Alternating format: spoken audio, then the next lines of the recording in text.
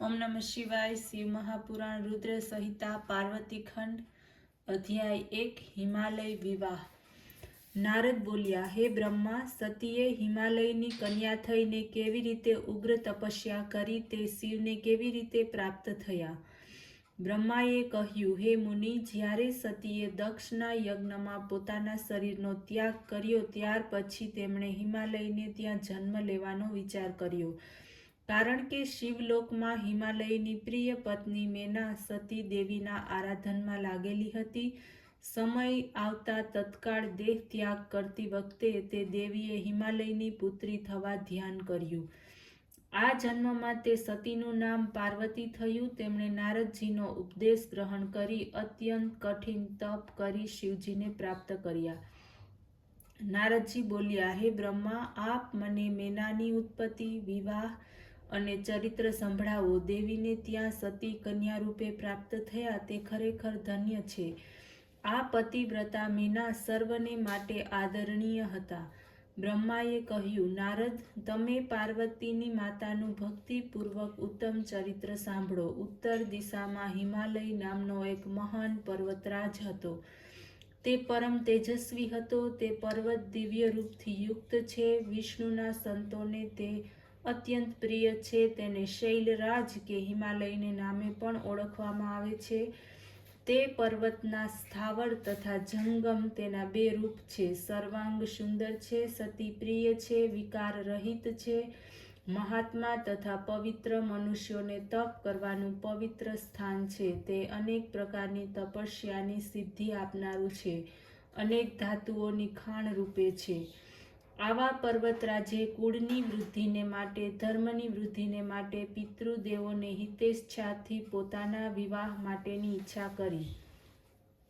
તે સમયે બધા દેવતાઓ પિતૃ પાસે ગયા અને કહેવા લાગ્યા કે જો તમે સર્વ પોતાની ફરજનું પાલન યથાયોગ્ય કરવા ઈચ્છતા હો તો આપ મંગળ રૂપવાળી કન્યા મેનાનો વિવાહ હિમાલયની સાથે થાય તેમ કરો.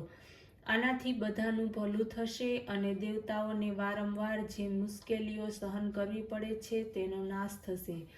બ્રહ્મા કહેવા લાગ્યા, દેવતાઓની આ સૂચના પિતૃઓને ઠીક લાગી. તેમણે પોતાની પુત્રીઓના શાપની બાબતનો વિચાર કરી પોતાની પુત્રી મેનાનો વિવાહ હિમાલયની સાથે કર્યો.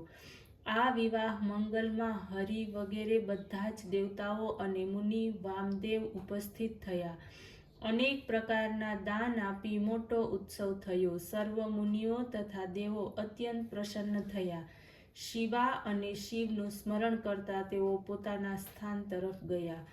પુષ્કળ પહેરામણી લઈ લગ્ન કરી ગિરિરાજ પોતાના ગૃહ પ્રત્યે ગયા. બ્રહ્માએ કહ્યું કે હે મુનિવર, આ વિવાહ આપથી કહેવાયો છે તે અત્યંત સુંદર છે અને સુખ આપનારો છે.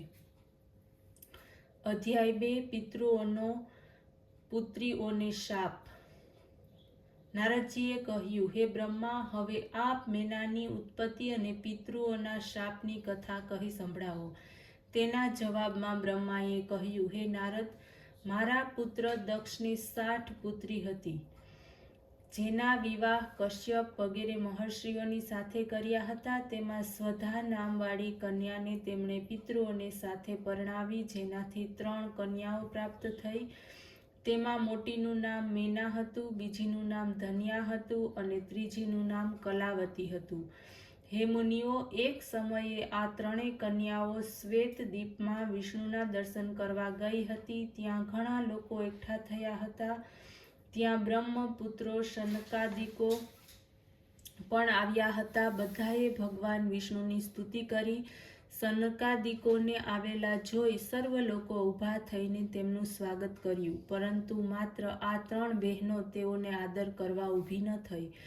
ભગવાન શંકરની માયાના કારણે તે મોહિત થઈ હતી. તેમના આ દુર્વ્યવહારથી ગુસ્સે ભરાયેલા સનકાદિઓએ તેમને શિક્ષા કરવાની ઈચ્છા કરી. યોગીશ્વર સનતકુમારે તેમને શાપ આપતા કહ્યું કે તમે 3 શ્રુતિને જાણતા હતા. હું આવ્યો છું છતાં તમે ઉઠ્યા નહીં. અભિમાન વશાત તમોએ મને નમસ્કાર પણ ન કર્યા. તમારામાં મનુષ્યપણું આવી ગયું.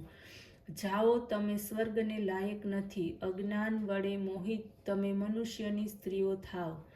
બ્રહ્માએ કહ્યું કે ત્રણેય બહેનોએ ઋષિના વચનો સાંભળ્યા. તેઓ આશ્ચર્યચકિત થયા.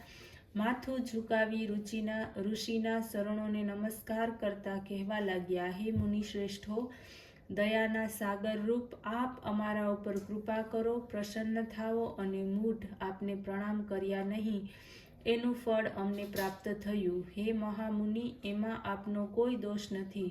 તેથી એવી કૃપા કરો કે જેનાથી અમને ફરી સ્વર્ગ મળે. શિવની માયાને લીધે પ્રસન્ન મન સનતકુમાર શાપો દ્વારા કરતા કહેવા લાગ્યા, હે પિતૃકન્યાઓ, તમે પ્રસન્ન થાઓ અને મારી વાત ધ્યાનપૂર્વક સાંભળો, જેથી તમને સર્વથા સુખની પ્રાપ્તિ થશે. હિમાલય પર્વત હિમનો આધાર છે. તે વિષ્ણુનો આધાર રૂપ છે. તમારામાંથી જયેષ્ઠ તેની સ્ત્રી રૂપે થશે અને તેને પાર્વતી નામની કન્યા થશે. બીજી કન્યા ધન્યા જે મહાયોગીની છે તે જ જનકની સ્ત્રી થશે. તેને મહાલક્ષ્મી સીતા જન્મશે.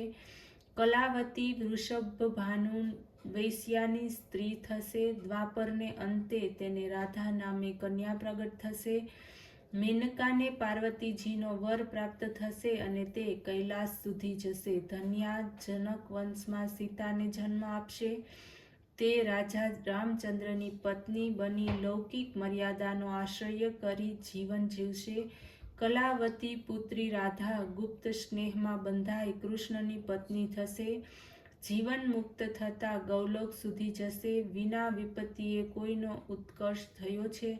સારા કર્મ કરનારા દુઃખ દૂર થતાં તેને દુર્લભ સુખની પ્રાપ્તિ થાય છે. તમે પિતૃ કન્યાઓ છો, તેથી તમને સ્વર્ગનો વિલાસ જ જોઈએ.